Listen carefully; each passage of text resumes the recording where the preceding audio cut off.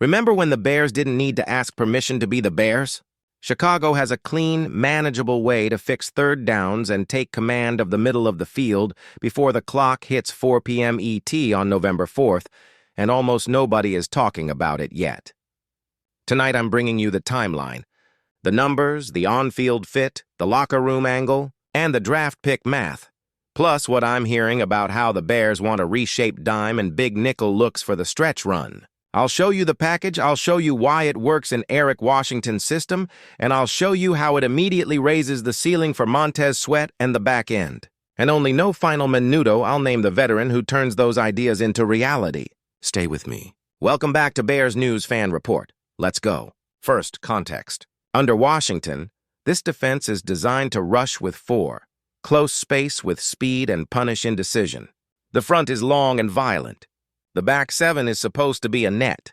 When that net hesitates, 3rd and 6 becomes 3rd and manageable for the opponent, and you feel it in the red zone when windows hang open a half-second too long. Chicago has 2 tone setters in Tremaine Edmunds and T.J. Edwards, pros who communicate and finish. But in a league that lives in nickel, the next evolution is a true traffic cop in coverage, someone who can play quarters match, carry the seam, bait throws, and still hammer outside zone with backside leverage.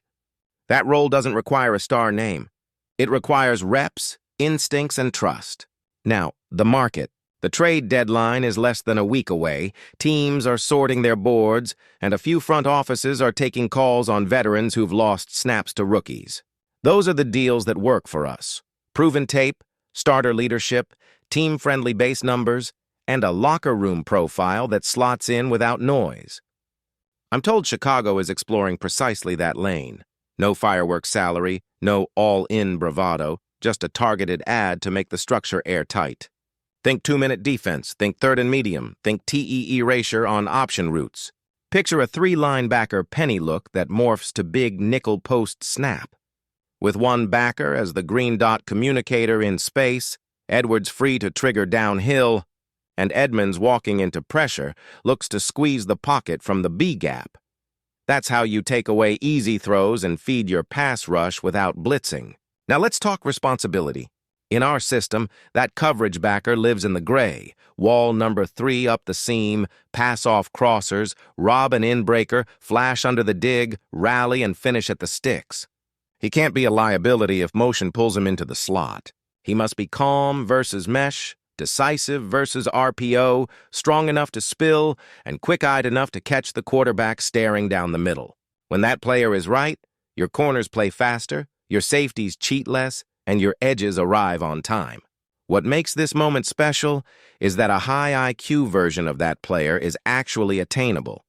Because one contender-level linebacker has been pushed behind rookies on his own depth chart.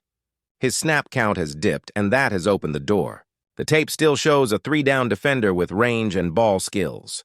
We're not guessing. We're evaluating a resume with real production, instincts in zone, timing in underneath windows, and a knack for taking the ball away. Add leadership credentials, and you're checking the intangible box that matters in October. Will the room follow him on short notice? Meanwhile, cost matters. A team-friendly base this season and next keeps the Bears flexible for 2026 decisions while you invest premium capital elsewhere. This isn't a cap contortion. It's dollars that fit. Compensation? You don't bid against yourself. You measure league interest. You look at usage trends. You lean on the fact that the player wants a bigger role, and you structure a pick that can escalate with playing time or playoff wins. That's the kind of bet smart teams make when they're tightening bolts for a run. Scheme-wise, I'm drawing up immediate installs. In nickel, he plays the mic in coverage looks. Edwards slides weak.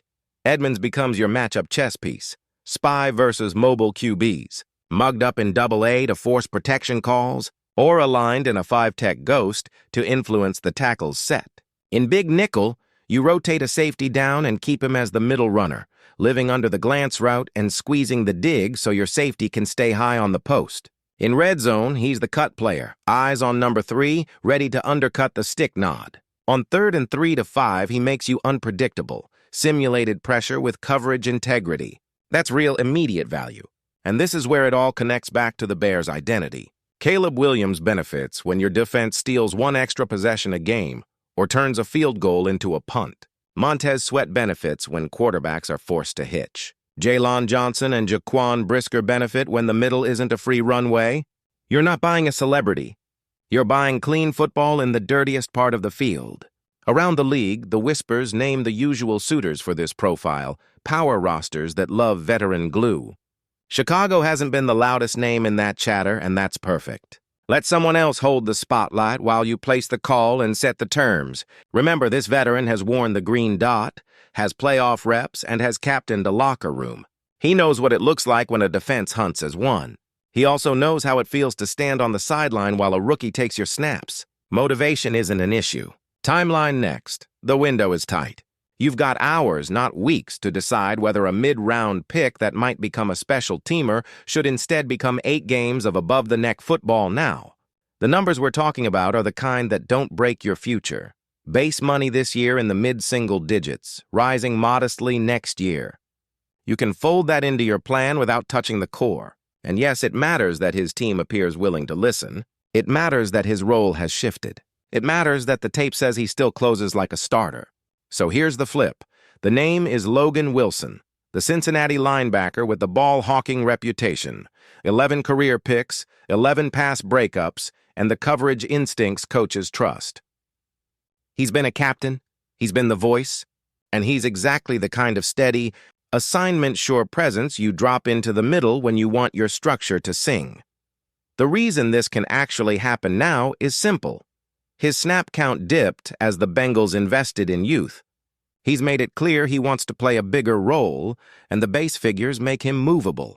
If Ryan Poles chooses to move, Wilson is the rare acquisition that lifts the floor and the ceiling at the same time. I can already see the first Sunday. Wilson aligns the front, points out the motion, squeezes the glance behind Edmonds' bluff pressure, and the throw dies in the air. Punt team jogs out. That's how subtle becomes huge. What would it cost? Think responsible. A day 3 pick with a playtime escalator, or a pick swap that protects the board. You're not paying for a project. You're paying for a translator who turns calls into stops. And no, you don't bench your guys, you deploy them better. Edwards keeps eating snaps, Edmonds becomes a more dangerous problem for protections, and Wilson handles traffic with the mic when you want to disguise late. That's the picture. Before I land this, I want you in it.